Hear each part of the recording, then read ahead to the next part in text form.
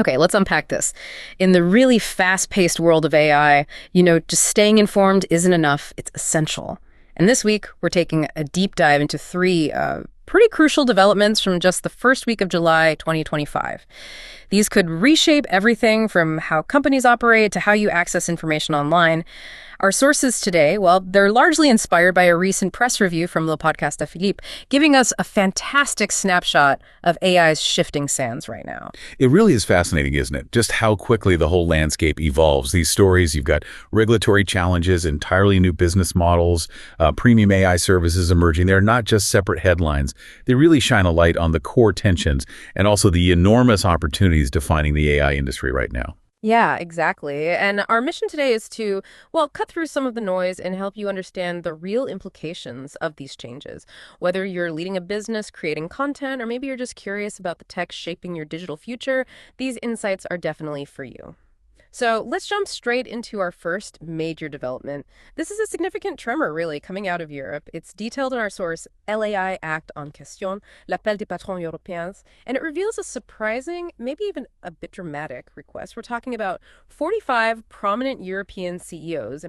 Leaders from huge names like BNP Paribas, Carrefour, the AI powerhouse Mistral AI, giants like Airbus and Total Energies, even Publicis. They've formally asked European Commission President Ursula von der Leyen for a pretty substantial 2-year delay in applying the AI Act. This isn't just asking for a minor tweak. It's a call for a real pause. It really is. And this request, coming from such a diverse and frankly influential group of European business leaders, it highlights a profound tension. A tension between ambitious, forward-looking regulation like the AI Act and the just breakneck speed of innovation we're seeing in AI. The AI Act, its goal is to ensure trustworthy artificial intelligence, set up a framework. Right, a safety net almost. Sort of. Yeah. But these leaders, they're voicing serious concerns about Europe's competitiveness, especially against the U.S. and China. Their fear seems to be that if the text isn't, meticulously clarified and maybe adapted, it could actually end up hindering European AI innovation, not helping it. And it gets even more interesting because, as you know, Brussels has already shown some flexibility. They delayed one of the Act's key milestones earlier this year. So if these CEOs are pushing for an even longer pause now, what's the real why behind this? What are the specific worries beyond just competitiveness? That's the crucial question, isn't it? It's not just about delaying for delay's sake. I think it's a recognition of the immense challenge in regulating a technology that changes almost daily. One key issue seems to be the precise definition of high-risk AI in the Act. That categorization brings substantial compliance burdens, potential liabilities. Which sounds expensive and complicated. Exactly. And industrialists are trying to figure out how these definitions apply to their fast-developing systems, especially AI embedded in critical infrastructure or complex industrial stuff. If those definitions, those contours, as they say, aren't super precise, they worry it could lead to legal uncertainty, huge compliance costs, and maybe even scare off investment. They're basically saying an ill-defined or maybe overly rigid rule could push innovation and the talent behind it right out of Europe. That's a massive competitive disadvantage. So it's really an argument for a more, let's say, agile regulatory approach, one that can keep up rather than one that might accidentally freeze things in place. Agility versus rigidity. Makes sense. A plea for clarity and adaptability in the face of just incredible speed. Okay. Let's switch gears now. Let's move from regulation to the very economics of data, which could fundamentally alter how generative AI even works. Our source here, Le Paper Crawl et l'avenir de l'IA générative, talks about Cloudflare's new, and it seems quite revolutionary, initiative. Because right now, as most of us know, AI giants like OpenAI, Google, they deploy these things called crawlers or bots to just harvest massive amounts of public web content. Yeah, they hoover it all up. Exactly. For training their large language models, their image systems, this practice scraping, it's basically been a strategic pillar for them, almost like an unlimited free data buffet. And that situation, it's raising some really profound questions about value, about compensation, fairness. You've got creators, artists, writers saying, hey, our work is being used, exploited, some say, to train these models that then make companies a lot of money, often with zero compensation back to them. And then you've got the website hosts, the people running the sites, facing technical headaches, managing all the traffic from these bots. It costs them server resources, bandwidth. Without getting anything back for it. Pretty much. So it's creating friction on multiple fronts. And that's where Cloudflare comes in. Now, these guys are huge. They're a massive cloud infrastructure provider. Something like 20% of the public internet uses their services. And they're introducing pay per crawl.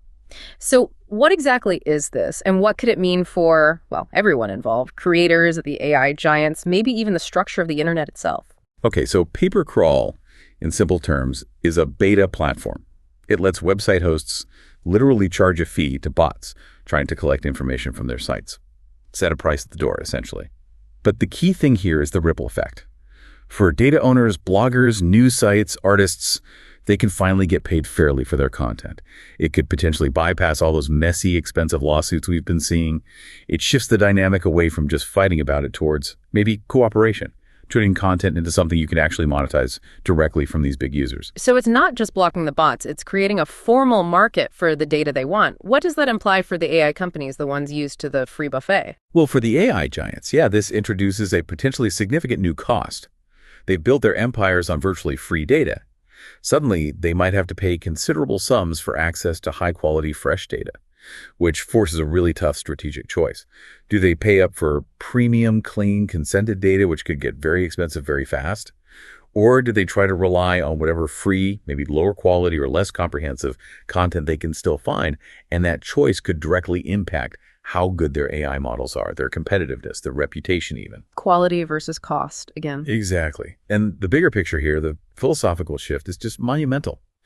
It's suggesting we should view web content not as this free-for-all resource to be exploited, but as a valuable asset with a negotiable price. It's basically trying to establish a market for digital content value on a scale we haven't really seen before. Wow. Cloudflare even talks about price discovery being key, letting a transparent market emerge. But yeah, it does make you wonder, could this fundamentally reshape the internet? Could we see more content effectively behind a paywall, at least for AI, maybe creating different tiers of information access online? It's a really fascinating, maybe slightly unsettling thought. Okay, finally, let's turn to how access to the AI tools themselves is changing. It seems to be becoming a more tiered experience. Our source, Perplexity Max, Lofray IA Premium at $200, highlights a new and pretty strikingly high-end pricing strategy from Perplexity, the conversational answer engine.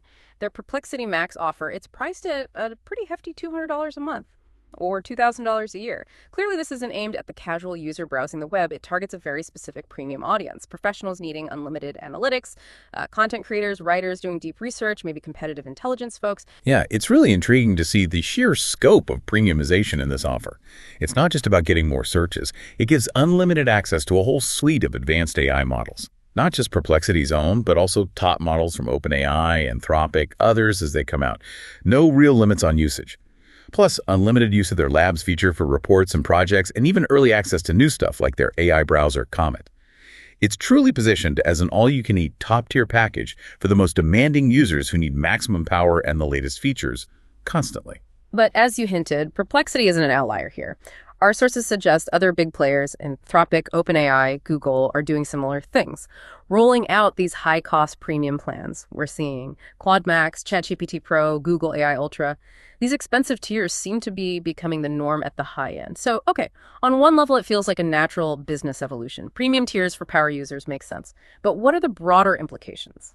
For society, if the absolute cutting edge of AI becomes a luxury good, mainly accessible to those who can drop $200 a month? That is a critical point to unpack, absolutely.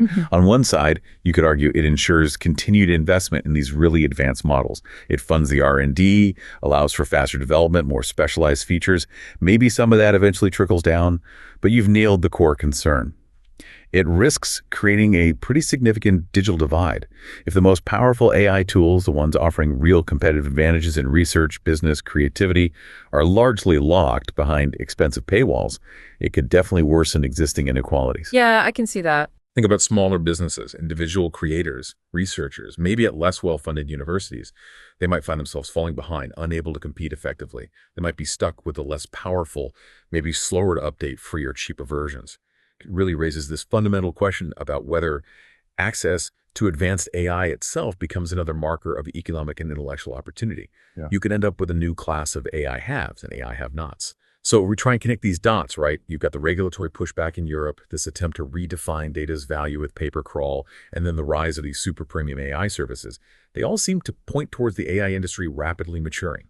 maybe leaving its Wild West phase behind. We're moving beyond that initial explosion of growth and now really grappling with the hard stuff: governance, fair economics, and ultimately who gets access to the most powerful tools. Yeah, these aren't just separate news stories hitting the feed. They feel like interconnected pieces of a much bigger puzzle.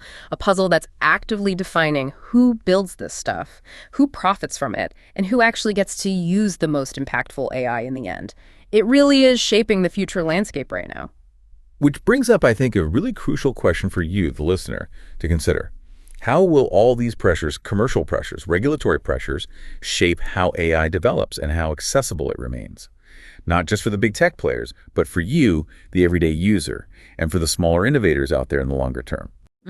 That's the big question. So, as AI keeps evolving at this incredible pace, maybe take a moment to think about how these shifts from debates in Brussels to new ways of paying for data to these premium subscriptions, how they might impact not just the giants, but maybe artists you follow, small businesses in your community, and ultimately your own digital experience in the years ahead. You've just been on a deep dive into the latest AI news for early July 2025.